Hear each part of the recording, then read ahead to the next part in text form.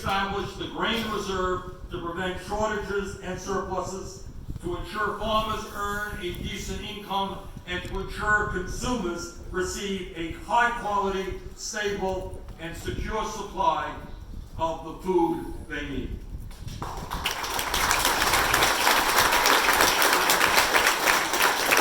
If we are going to rebuild rural America, we need to rebuild the agricultural infrastructure in small towns.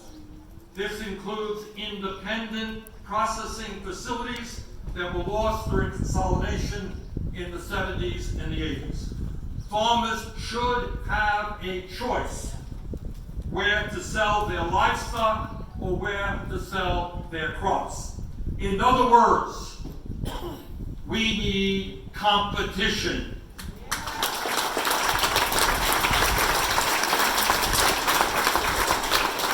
All of you are aware that the age of farmers are getting a little bit grayer. Not quite my white hair, but they're getting older. And the average age of a farmer in America today is 58 years of age. Clearly, if we are going to strengthen family-based agriculture, we need desperately to help young farmers transition onto the land and ensure farming allows them to support their families. And one of the saddest things that I see in Vermont, and I know that you see it in Iowa, you see kids growing up on the farm who love the farm, who want to take over the farm, but they just cannot make an income doing that. Together, we have got to change that dynamic.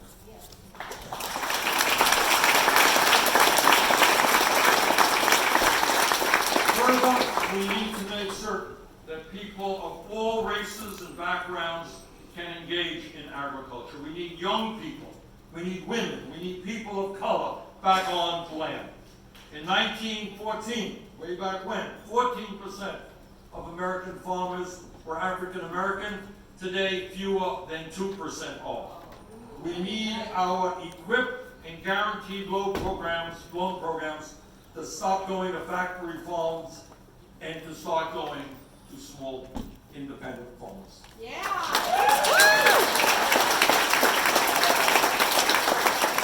We need to prioritize regenerative and sustainable farming practices that sequester carbon in the soil, like returning livestock to pasture land and transitioning away from monocrop fence row to fence row farming.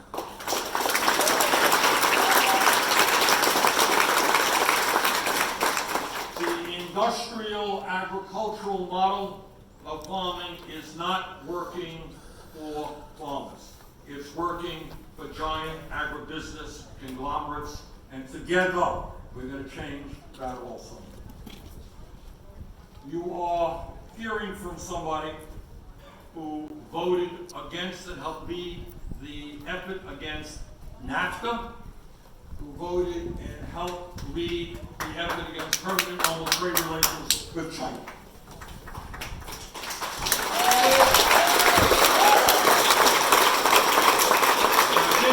For a number of reasons, but certainly it is clear to all of us that our trade policies should not hurt farmers and ranchers in America and around the world. We need trade policies that prioritize domestic food security, not dumping low-cost commodities on other nations, undermining the local farmers there.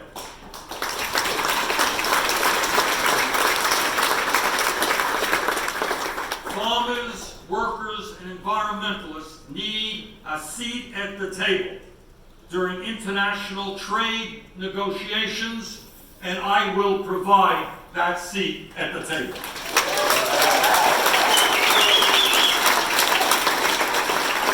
Bottom line, which is not complicated, and I think very few in America would disagree. We need trade policies that work for farmers, that work for workers, and not just the CEOs of large corporations.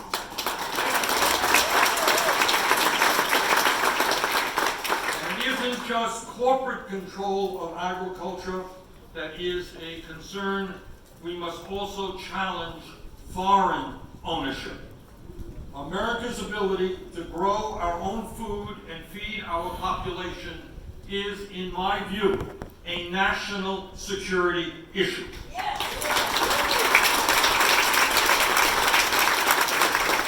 But more and more of our cropland is controlled by foreign corporations and governments. One agricultural publication estimated, and I quote, "The government of China now controls more than 400 American farms, consisting of 100,000 acres of farmland, 33 processing plants, and 1 out of every 4 American hogs." In the quote. Mr. President, I will put the Secretary of Agriculture on the National Security Panel that regulates foreign investments in the United States.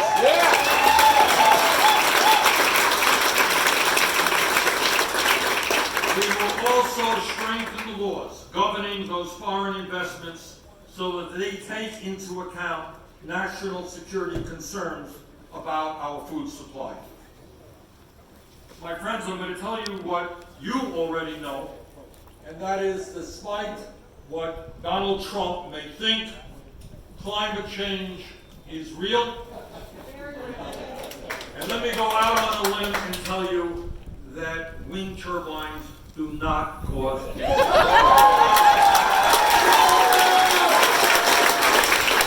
I know that the stable genius in the White House has done intensive research on this subject, but I beg to disagree with him.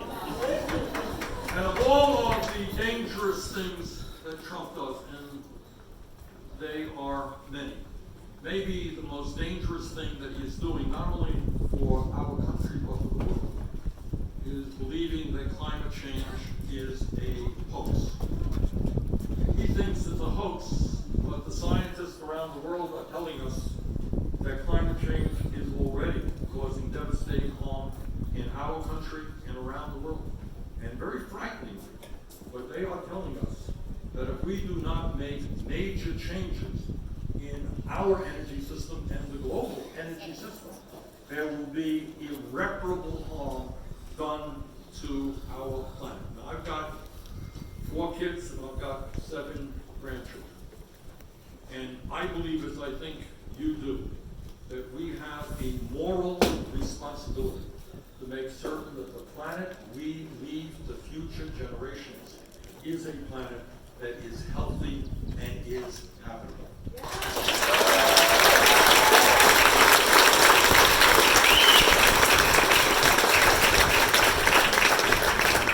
Now, the United States can't do it alone. This is a global issue. But as your president, I promise you that I will do everything that I can to help bring the world together. This is an issue impacting Russia, China, India, Latin America, Africa, every continent on earth. And what we need, and I would hope to be, the president that brings the world together to fight the common threat of climate change.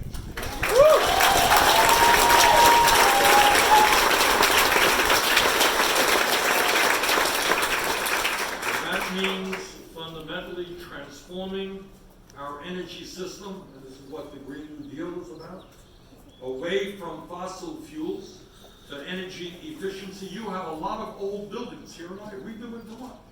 And we have had some success. I brought somebody into Vermont to weatherize buildings and old homes, and I've seen the heating bills decline by 50%. So we can create millions of jobs by weatherizing homes and buildings all across this country.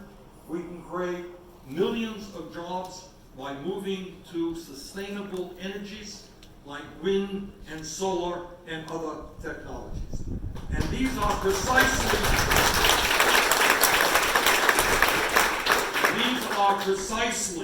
the kind of investments that can revitalize and rejuvenate rural America. And let me take this opportunity to congratulate the people of Iowa. You are now getting about 35% of your electricity from wind. Congratulations on that.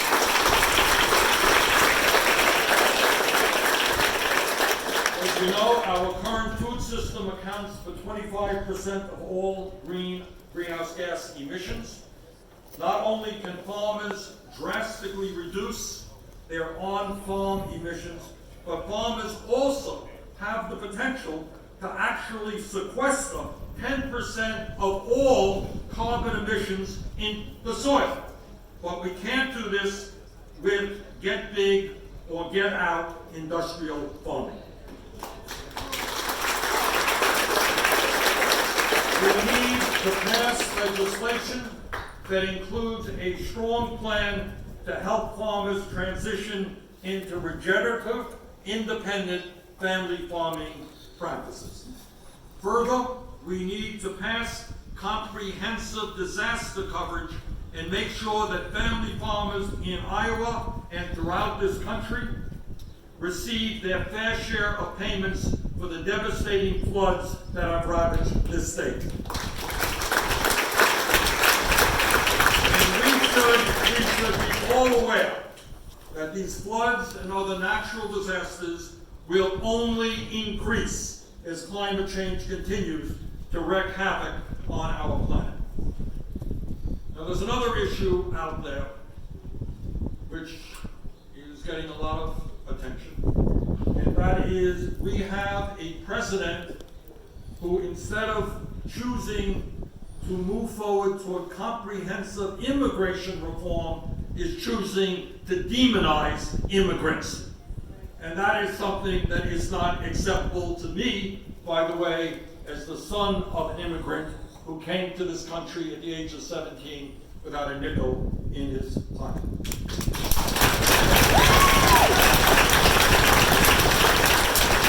We must, instead of demonizing immigrants, we must recognize that immigrants play a critical role in America's agricultural sector and in rural communities.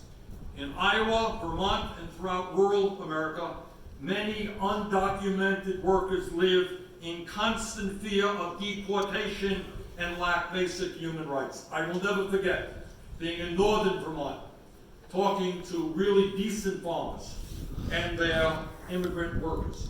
And these workers were literally frightened to leave the farm, fearful of being picked up and deported. So we need comprehensive immigration reform that includes a path towards citizenship and expanded visas for undocumented farm workers so they can live and work in dignity and security.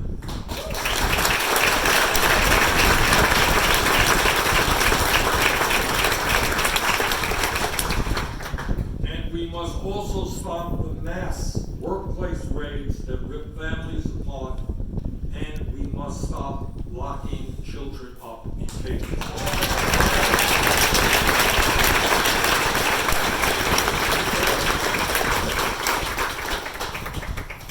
There is no question across my remarks today is that we need a radical change in policy if we are going to save what we all hold dear. That is rural America and the kind of way of life that we live.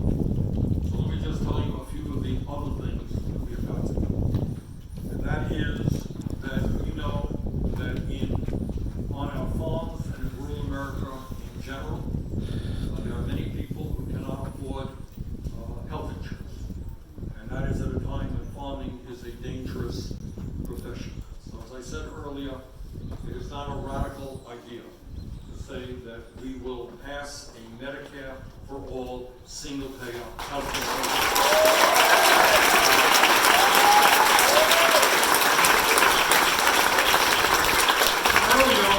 Earlier today, before we came up here, I talked to some of the farmers in the area, and they're talking about seeing people on farms having to work in 1 or 2 jobs, working overtime to earn enough money off the farm in order to keep the farm. Think about what it would mean when every farmer in this country, every farmer's wife, every farmer's kid, has health care as a human right. What that would mean.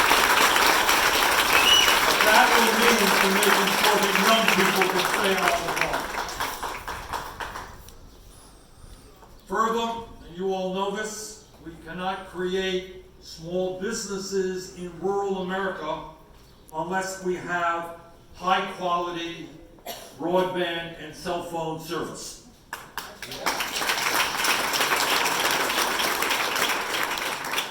How is a small business going to settle in a small town and create jobs for our kids if there is not high-quality broadband? So we need to focus on universal broadband all over this country.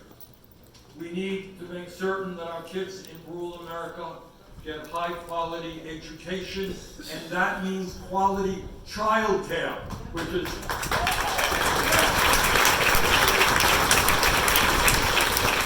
means paying our teachers a living wage with good benefits.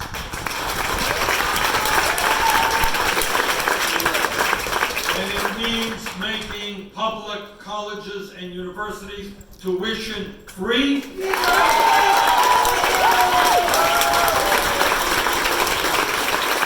And substantially reducing the student debt.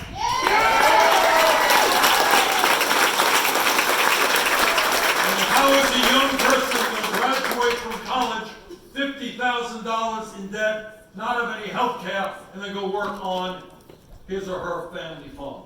So we are going to tackle that issue very forthrightly.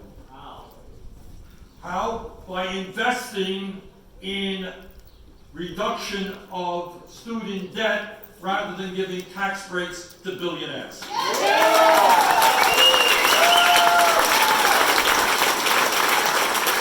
Over a 10-year period, our plan calls for a $900 billion investment, significantly less than Trump's tax breaks for the 1% and large private corporations.